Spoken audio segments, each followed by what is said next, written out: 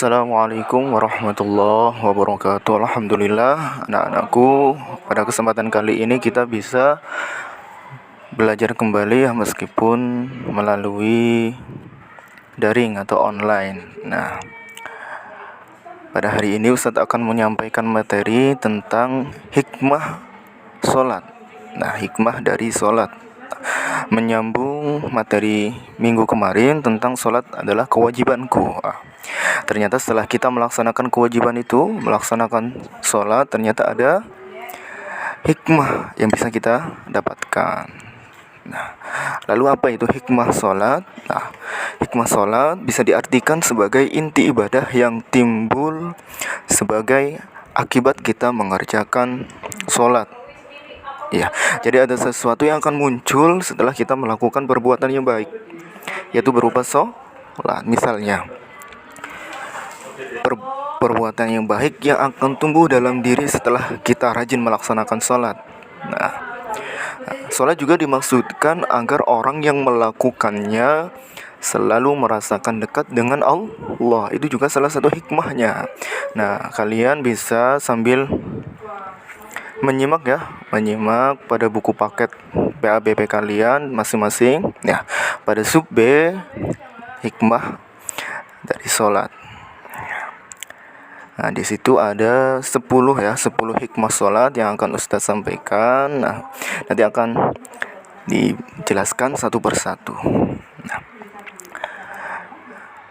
ternyata ada beberapa kriteria dari sholat. Ya, sholat yang seperti apa yang akan mendapatkan hikmah? Nah, yang pertama di situ dijelaskan sholat yang secara sempurna. Yang pertama, jadi sholatnya itu harus sempurna, baik rukun, syarat. Nah, itu juga harus sempurna, tidak ada yang kurang dan tidak ada yang lebih. Ya. Yang kedua, sholatnya itu sesuai dengan syarat. Nah, syarat yang sudah ditentukan oleh syariat. Yang pertama, mulai dari tata cara berwudu sebelum sholat. Nah, tempat dan pakaian kalian pun juga harus bersih. Nah, kriteria sholat yang ketiga yang akan mendapatkan hikmah yang selanjutnya yaitu khusyuk, betul. Nah, sholat juga itu harus khusyuk ya, anak-anak. Nah, tidak boleh bercanda, tidak boleh ngobrol tengok kanan, tengok kiri, harus istilahnya tidak boleh melakukan perbuatan selain gerakan sholat. Nah, itu namanya khusyuk, merasa dirinya tunduk di hadapan Allah, karena sejatinya sholat itu kita menghadap Allah. Nah, dan kriteria sholat yang terakhir yang nanti akan mendapatkan hikmah yang terakhir yaitu tentunya ikhlas. Nah, ikhlas kita sudah menjelaskan pada bab sebelumnya, yaitu ikhlas adalah apa? Ikhlas itu meluruskan niat karena Allah. Jadi kalian melaksanakan sholat itu tidak boleh dikarenakan hal yang lain, misalkan takut dimarahi mama, atau ingin biar dipuji oleh orang lain. Nah, itu namanya tidak ikhlas. Sedangkan sholat itu harus ikhlas karena Allah. Karena kemarin kita sudah belajar bahwa sholat itu adalah kewajiban. Oke, kita masuk ke hikmah sholat yang pertama. Yang pertama, selalu mengingat Allah Subhanahu wa ta'ala. Itu hikmah yang pertama. Maksudnya bagaimana? Maksud selalu mengingat Allah. Nah, jadi saat kita rajin melaksanakan sholat, itu secara langsung akan muncul dalam hati kita selalu ingat kepada Allah dimanapun dan kapanpun. Misalkan kalian sudah mendengar waktu azan, nah langsung kalian ambil wudu, siap-siap untuk melaksanakan sholat. Hikmah yang kedua, sambil kalian simak ya, masih di buku PABP-nya. Yang kedua, mendekatkan diri kepada Allah. Sudah tentu bahwa sholat itu merupakan sarana untuk mendekatkan diri kepada Allah, atau dalam bahasa lainnya itu taqarrub ilallah. Ya, dengan sholat kita ingat akan dekatnya Allah kepada kita, sehingga akan semakin mendekatkan diri kepada Allah. Berbeda dengan orang yang tidak pernah melaksanakan sholat. Nah, mereka itu akan jauh dari Allah. Ya, tinggal pilih kalian mau dekat kepada Allah atau mau jauh dari Allah. Tentunya orang yang dekat dengan Allah itu pasti apapun yang ia inginkan, apapun yang ia panjatkan doanya pasti akan lebih cepat terkabul. Hikmah sholat yang ketiga yaitu disiplin waktu. Nah, ini apa hubungannya? Apa hubungannya antara sholat dengan disiplin waktu? Nah, orang yang sholat tepat waktu itu selalu menggunakan waktunya dengan baik. Nah, kalian tahu bahwa sholat itu ada batas waktunya ya. Nah, tidak boleh seenaknya kita mau melaksanakan sholat.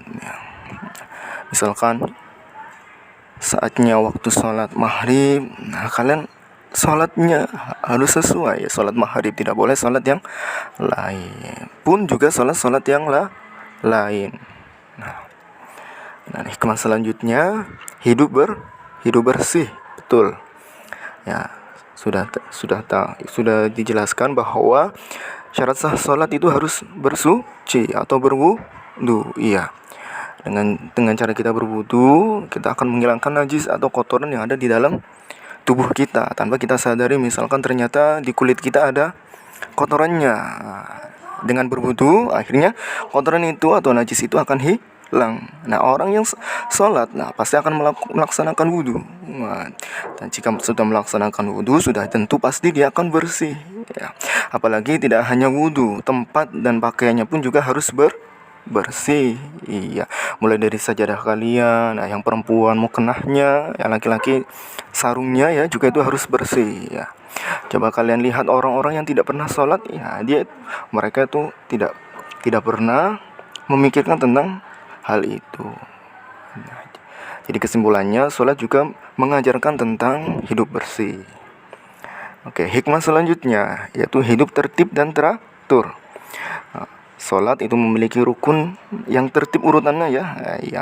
Yang mana di akhir dari rukun sholat itu ada tertib, yaitu berurutan. Sholat mengajarkan kita agar hidup tertib dan teratur.